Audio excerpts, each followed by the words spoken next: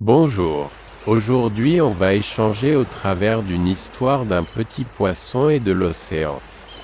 Un petit poisson sage vivait dans l'océan. Il était heureux et aimait la vie.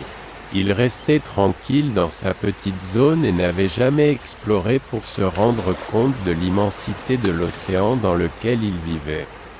Cela faisait qu'il avait peur de boire beaucoup d'eau même lorsqu'il en avait envie. Pourquoi? Il craignait de finir l'eau. Il se disait, si je bois beaucoup d'eau, l'océan va peut-être sécher et je vais mourir.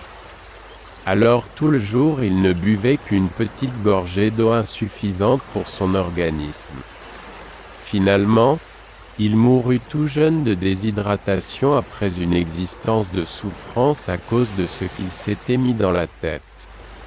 Dans le même océan vivaient des vieux et gros baleines qui buvaient à leur soif de quantités plus grandes sans le moindre scrupule.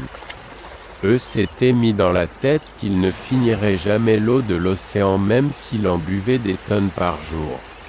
Ils avaient, avec l'expérience et l'exploration, une vision globale de la réalité. Ne pensons plus comme notre petit poisson. En réalité, notre monde est plein de connaissances et de découvertes. Un jour, j'avais lu cette grande vérité dans le livre de Bob Proctor. L'esprit, ou la substance créatrice, ne peut se reproduire, se développer et s'exprimer qu'en fonction des limites que l'homme a fixées à l'instrument par lequel il s'exprime. La puissance spirituelle qui vous traverse ne fait qu'obéir aux limites établies par vos propres images mentales ou idées.